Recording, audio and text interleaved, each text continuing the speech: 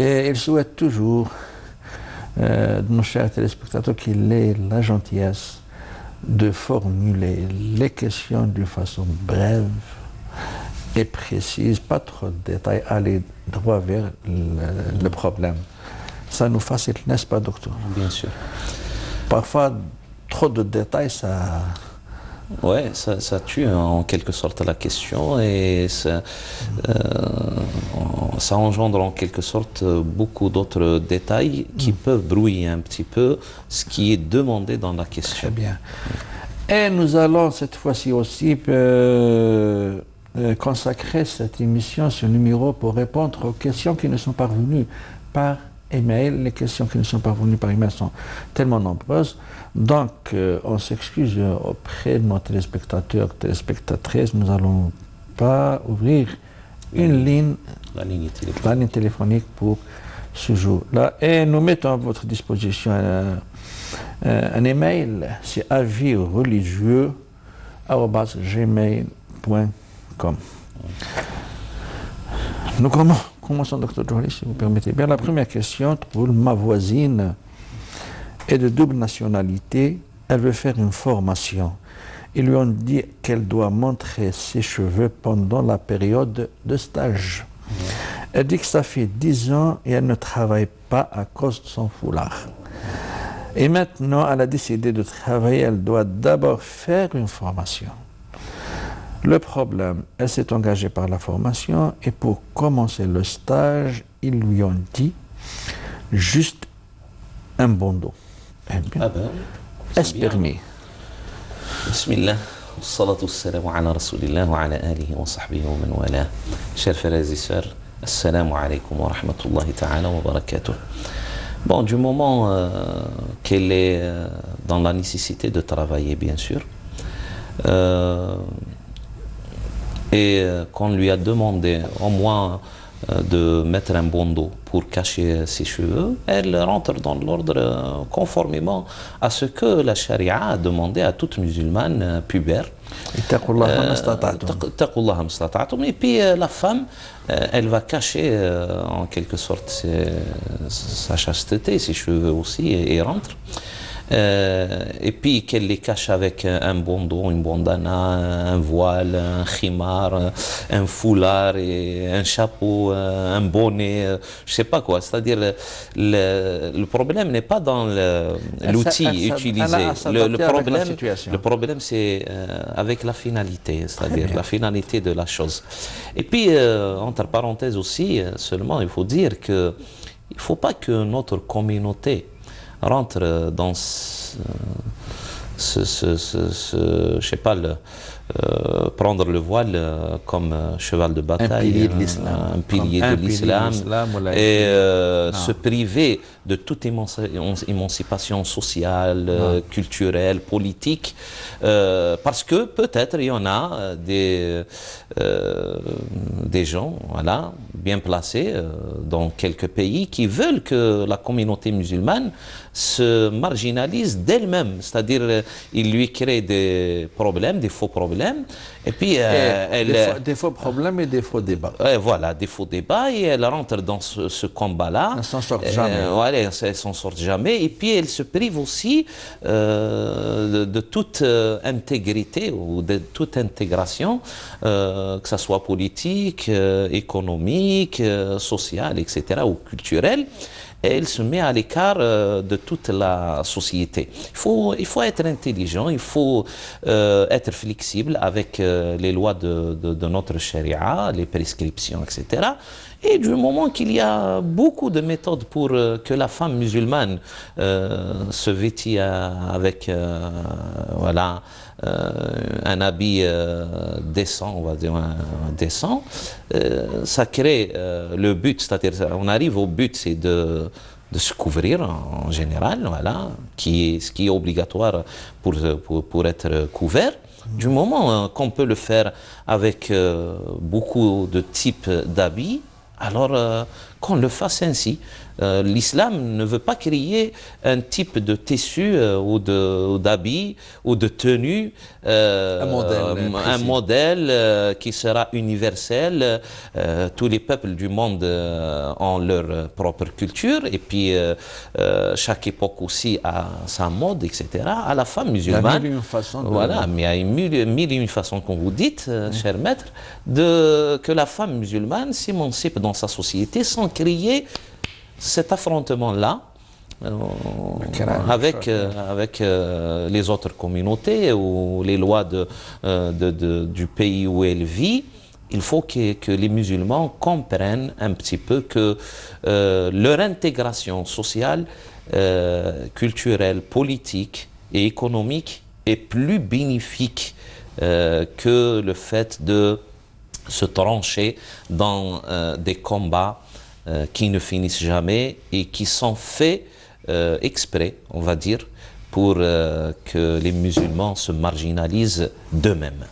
C'est-à-dire, on peut dire à notre chère sœur, ben, vous vivez le contexte qui n'est pas le nôtre, il y a des contraintes, il faut s'adapter parce que les contraintes de la vie sont plus fortes, la nécessité de gagner son pain, de gagner sa vie, et donc l'islam, puisque ça ne touche pas les grands piliers de l'islam, il faut s'adapter. Il y a 1001 façons de se conformer aux enseignements de l'islam, à quelques détails près, mais comme un bon don. Je vais ajouter une chose, cher maître, si vous me permettez, c'est que, alhamdoulilah, grâce à Dieu, maintenant, il y a à peu près 2 décennies ou 3, beaucoup de savants musulmans ont mis en place ce qu'on appelle la jurisprudence des minorités musulmanes. Fiqh al-aqliyat. Ça veut dire qu'ils ont compris que ce qui concerne un musulman ou une musulmane dans une société qui n'est pas fortement majoritaire musulmane, n'est pas le même cas, n'est pas les mêmes circonstances, ou ne sont pas les mêmes circonstances qui se trouvent dans les pays musulmans. Alors il y a une jurisprudence spéciale pour les minorités, voilà, pour ce contexte-là.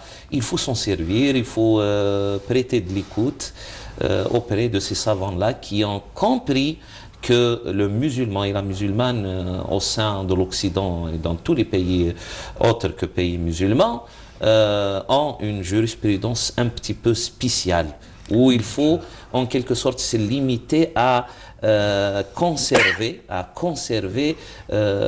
quelque sorte les choses les plus importantes de notre religion et non pas, comme on l'a dit, non pas rentrer dans des détails qui peuvent nuire au devenir et à l'avenir de cette communauté musulmane. Donc, à n'a pas à se faire des soucis.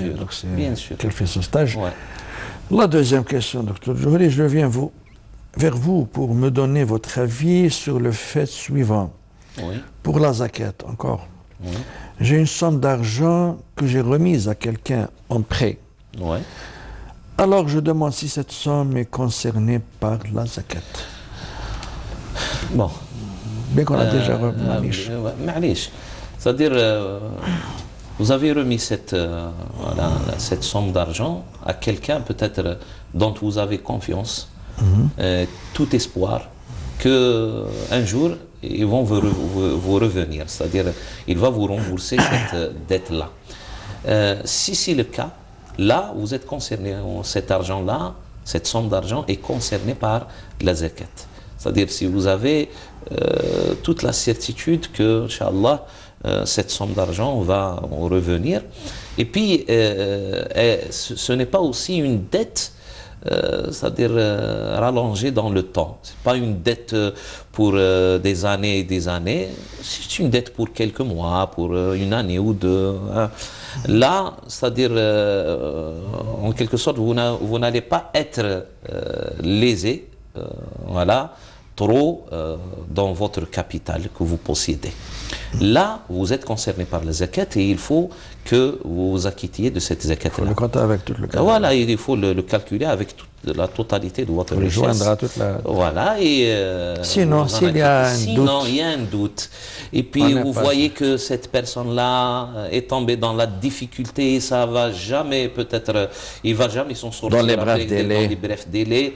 Et vous avez un doute que cet argent-là ne va pas vous... ça va trop tarder. Voilà, ça va trop tarder. Ou c'est une dette très lointaine. Voilà, ouais. Voilà, là, vous vous abstenez.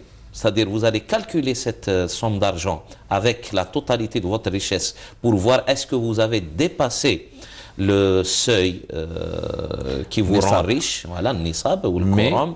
Mais après, vous allez soustraire cette somme-là de toute la totalité de votre richesse pour ne pas vous acquitter de sa zakat. Et diviser le reste sur 40. Voilà, diviser le reste sur 40. C'est très bien. Je suis une personne handicapée, j'ai prêté de l'argent à quelqu'un. Oui. La personne à qui je les ai prêtés, elle-même, elle m'a proposé de me rendre avec intérêt. Les rendre avec intérêt. Ma question comme suit. Comme ce n'est pas moi qui ai demandé l'intérêt, est-ce que ce n'est pas haram?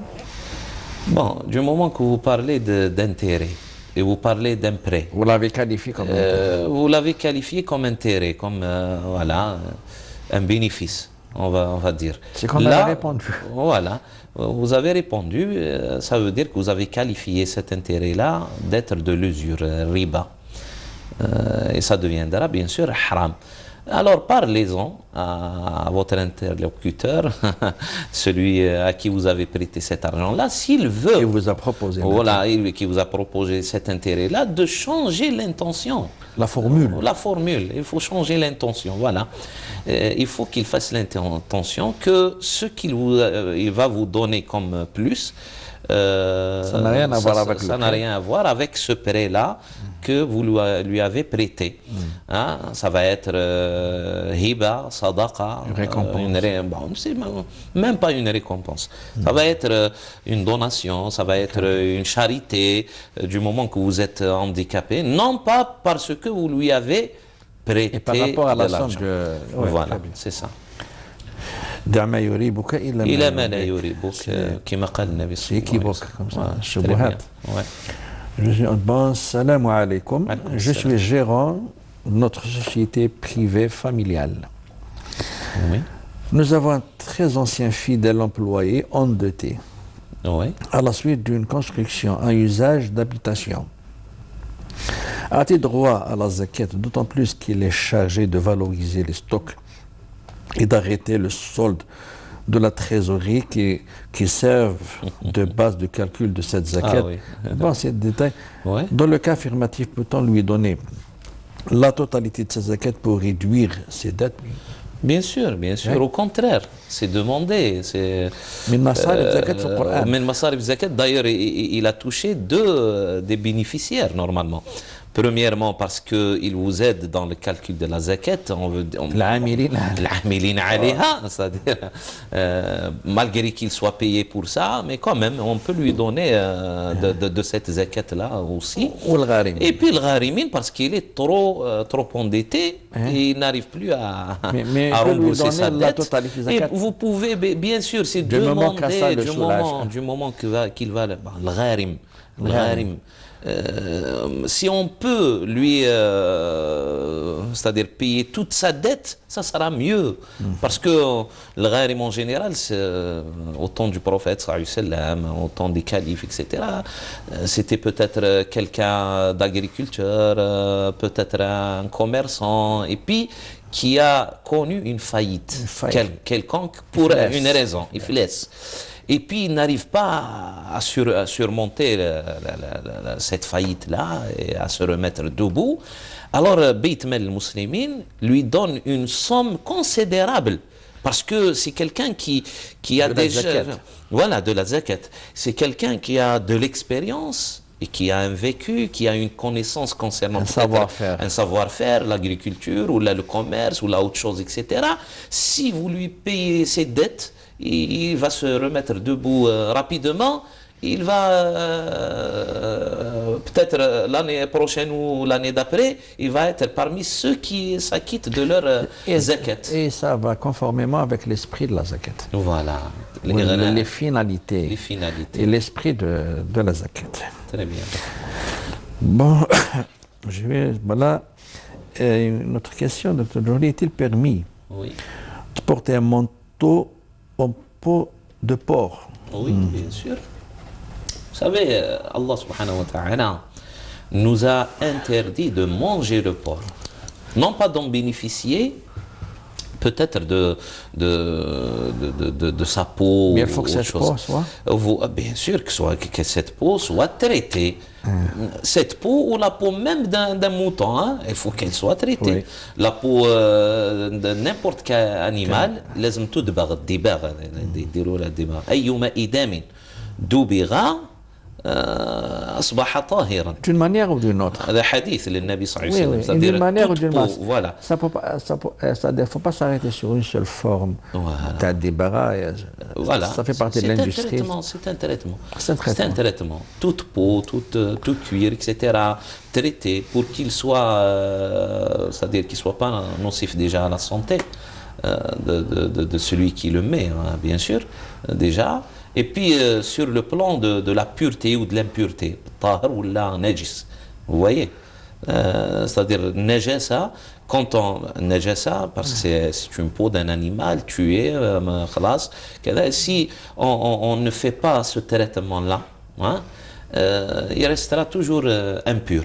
Mais après le traitement des barres et des rots, comme on faisait nous auparavant, à sécher à la lumière du soleil, etc.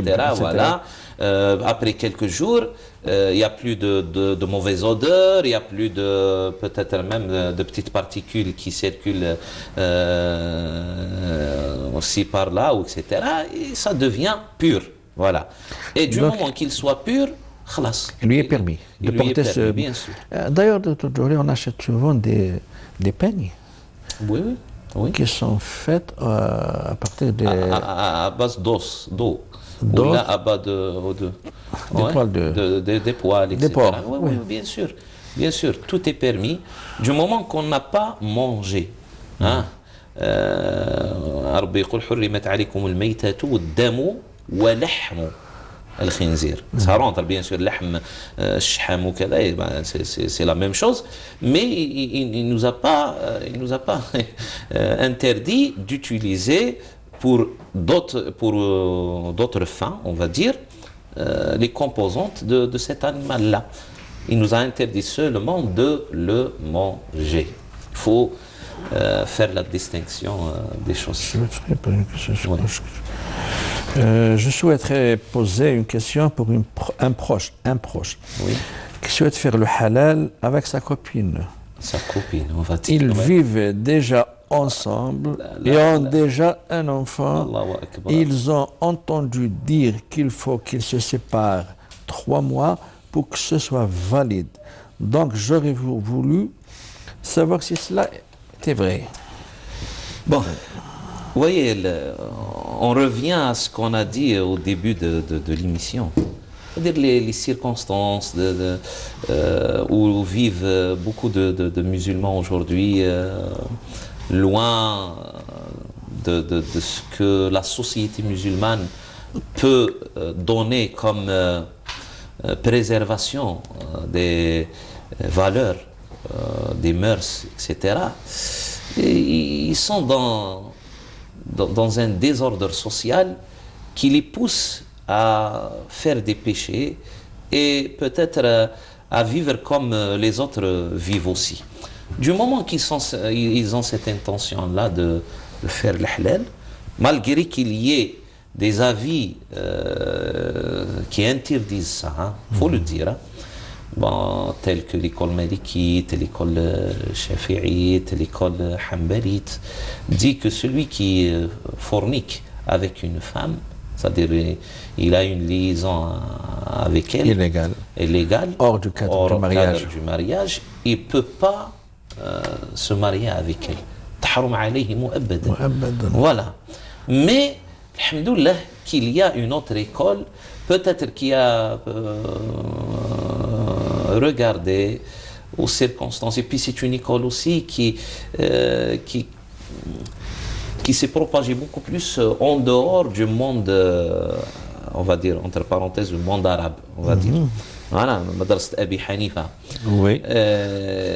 D'ailleurs, à peu près la majorité des musulmans qui ne sont pas arabes sont adeptes de cette école hanifite.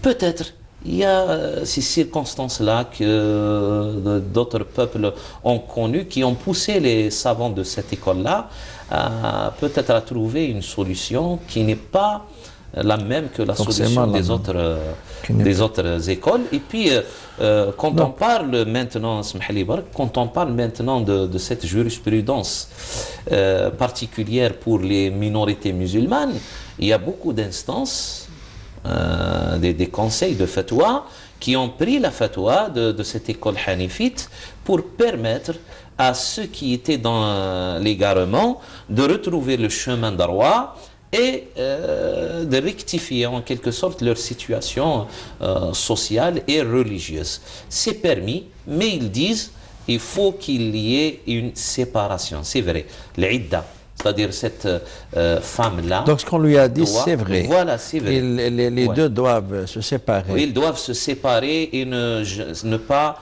être sous le même toit pendant une certaine période. C'est ce qu'on appelle la période de viduité. C'est pas 3 mois, c'est 3 pas 3 mois, c'est 3 cycles. 3 cycles de menstruation. Très bien. Voilà, 3 cycles de menstruation. Et puis, Inch'Allah, ils peuvent se remettre avec un acte de mariage religieux et civil aussi, bien sûr. Voilà. Je voulais savoir si demander à quelqu'un une somme d'argent en échange de lui trouver du travail était illicite ou non. Est-ce que vous avez une agence, je sais pas, qui est concernés par le fait de rendre service à ces gens-là, comme les agences immobilières, etc. Peut-être. Vous avez un site internet où il peut peut-être postuler, vous avez ouvert une boîte, c'est-à-dire, ou sinon vous utilisez juste votre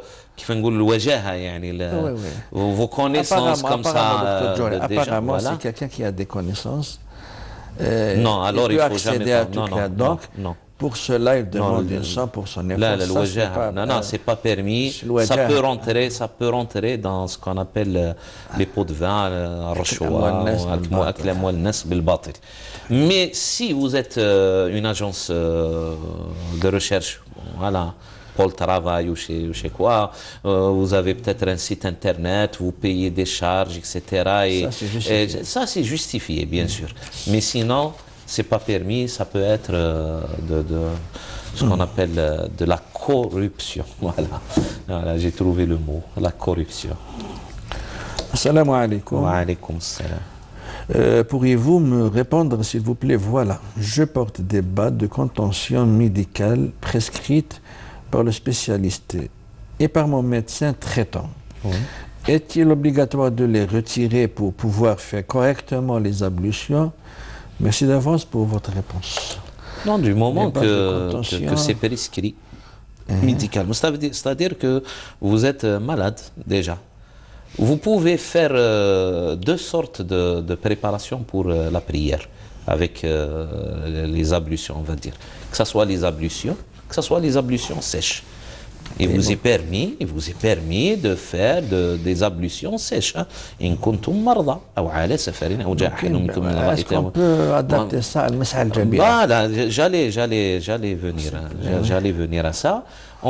Comme vous pouvez procéder par les ablutions en utilisant l'eau, mais en arrivant. Non, il faut d'abord que vous ayez mis vos chaussettes là. Voilà. C'est-à-dire vous avez fait après avoir fait vos ablutions déjà.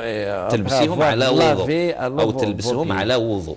D'accord. Très bien. Et puis quand Vous vous renouvelez. renouvelez vos ablutions, vous allez laver tous les membres concernés par les ablutions. Voilà. Et en arrivant à vos pieds, vous allez essuyer seulement les chaussettes. Voilà. Ça, de chaque matin, avant de sortir, elle fait les ablutions Voilà. correctement, elle Très lave ses bien. pieds, elle Ouais. met les bas de Elle met les contention, bas ou là. puis أوقات عصات كلها Voilà. تمسح المسح على الخفين d'ailleurs le prophète sallallahu ta'ala alayhi wa sallam a permis c'est-à-dire pour celui qui n'est pas voyageur d'essuyer sur ses on va dire ses chaussettes ou ses souliers d'essuyer pendant une nuit et une journée et une nuit يوم وليلة et pour le voyageur ثلاثة أيام بلياليها pour celui qui est voyageur il a permis ça c'est-à-dire d'essuyer en temps d'ablution, d'essuyer ses souliers ou ses chaussettes. C'est faire passer la main sur les bas de contention. 3 nuits et 3 journées. Très bien, docteur Johri. Nous allons, après votre émission, faire une petite transition. Mesdames et messieurs, restez avec nous. بالله من الشيطان الرجيم بسم الله الرحمن الرحيم ولله الأسماء الحسنى فادعوه بها وذروا الذين يلحدون في أسمائه سيجزون ما كانوا يعملون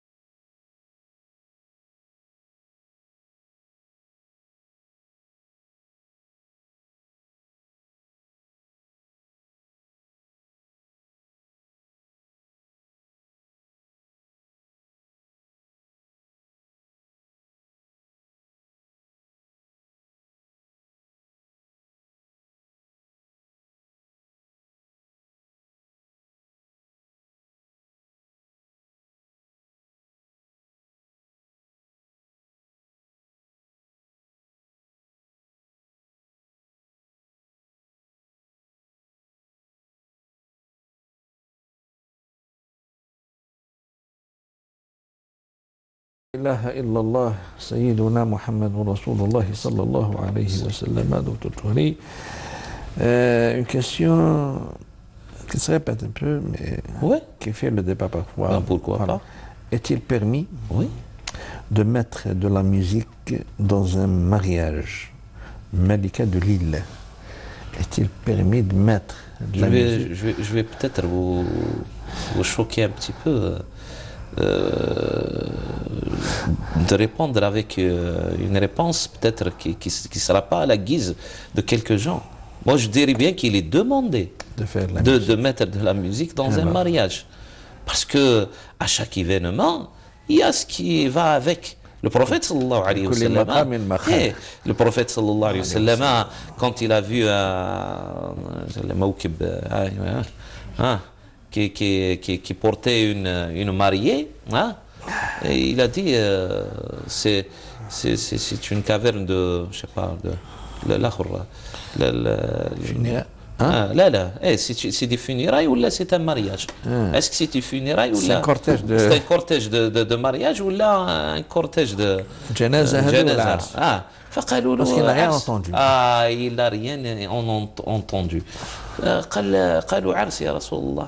زفاف mariage. موكب زفاف. فقال هلا أعلنتم عليه بالدفوف. الدف c'est un instrument musical. C'est un instrument comme- الدف البندير, voilà, le bendir, الدف. Ce n'est pas pour l'imiter de faqat. Non, C'était l'instrument à l'époque. c'est C'était tout. l'instrument de cette époque-là. Même Abu Jahl et les mécréants de Quraysh, quand ils vont faire une fête, Ils utilisent douf. ils utilisent le douf. C'est pas pour Alors se moi, limiter pour au moi, douf. le douf, la guitare, le piano, je sais pas, la flûte, ou toute autre chose, tout instrument. C'est le même instrument, c'est celui qui accompagne avec un air, avec une harmonie, etc. Seulement, Les paroles, voilà. Il faut respecter, bien sûr, les heures, il faut respecter qu'il n'y ait pas une mixité frappante dans les mariages, etc. observer Oui, c'est ça, faut c'est observer demandé. quelques- Voilà, il faut observer quelques conditions, on va dire. Mais de dire que on va pas mettre de la musique Parce que c'est illicite. c'est illicite, là, ce n'est pas- là on est en train d'induire les gens en erreur. Et puis on est en train de falsifier aussi les vérités de notre religion, hein. Les vérités qu'Allah subhanahu wa ta'ala a transmises au prophète sallallahu ta'ala alayhi wa sallam. C'est que le prophète alayhi salatu wa salam a demandé aux gens de mettre de l'ambiance dans leur fête. Moi, il y a quelques années, Wallahi al-Azim, il y a des gens qui m'ont raconté que quelqu'un a fait un mariage avec la récitation du Coran. Je dis, subhanallah, quelle compréhension de notre religion. Tu sais, le Coran, c'est pour faire la prière,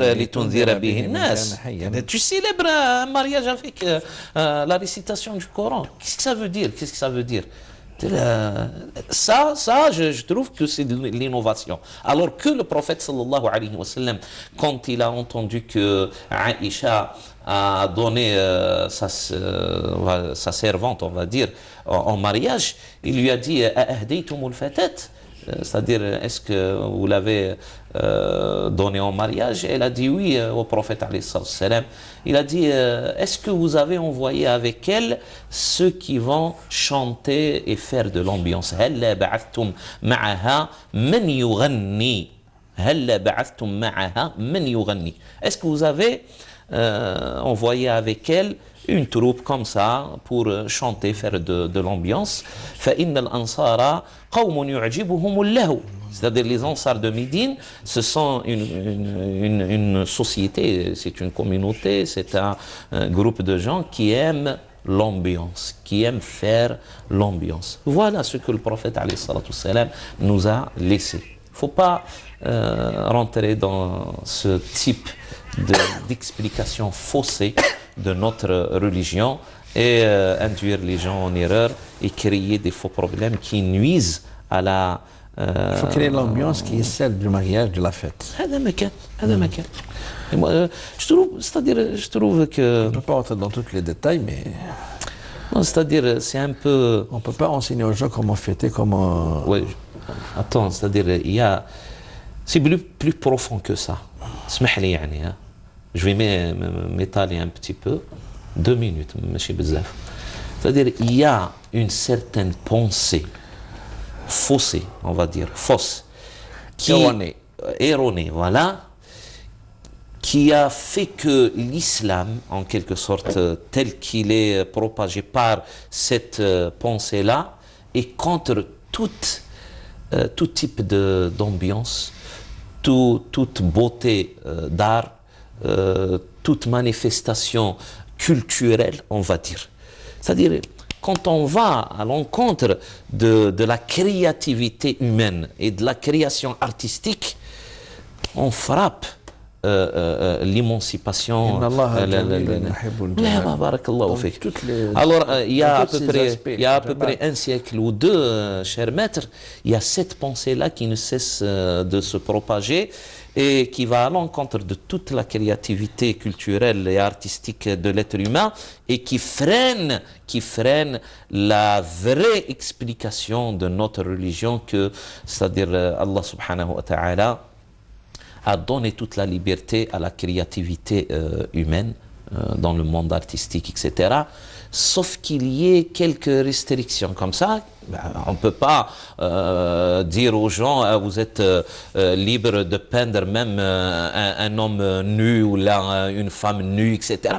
Bien sûr qu'il y ait toujours des limites. Dans toute liberté, il y a quelques limites. Mais la création artistique et culturelle est préservée et même demandée par Allah subhanahu wa ta'ala. Yasna'una lahu tamathil. Sayyidina Sulaiman alayhi salam, c'est un prophète.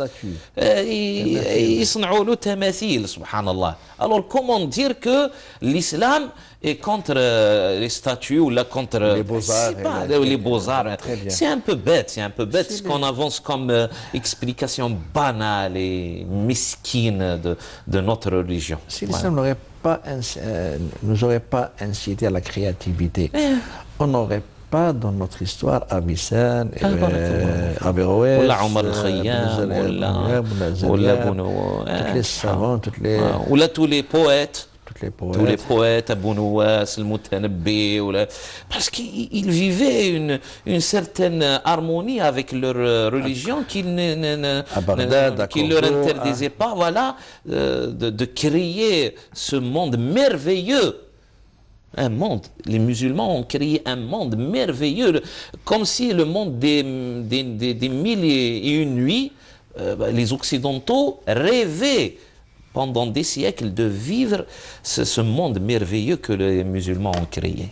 Très bien. Assalamu alaikum, ya shuyukhina. Ma question. Je suis séparé depuis 2 ans, père de 3 filles, 15, 13 et 19 ans. Ma question, le juge n'a pas encore prononcé le divorce suite à des litiges entre nous. Oui. Il n'a pas encore prononcé. Oui. Elle porte toujours mon nom. Je suis parti chercher ma fille à mon ancien domicile que je leur ai laissé. 20 minutes d'attente, un monsieur passe à côté de moi et me dit bonjour, je lui rends le salut et entre dans l'immeuble.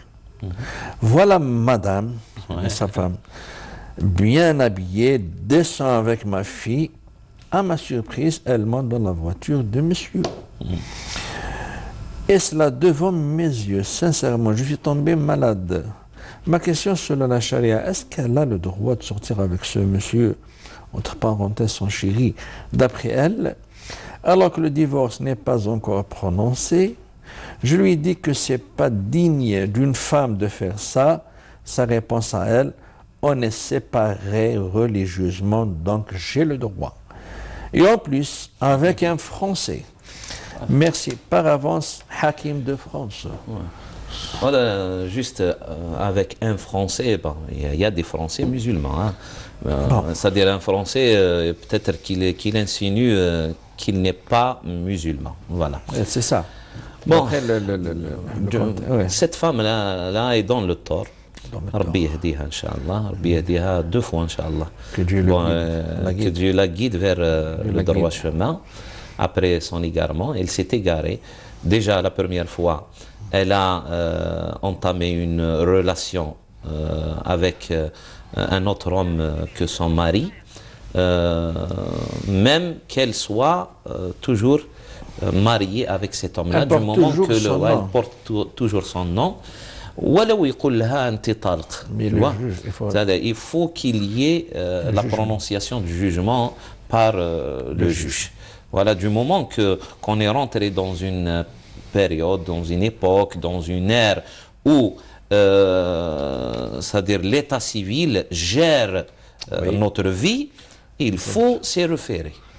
خلاص ما بقاش, c'est-à-dire il y en a des gens qui vivent une schizophrénie, hein.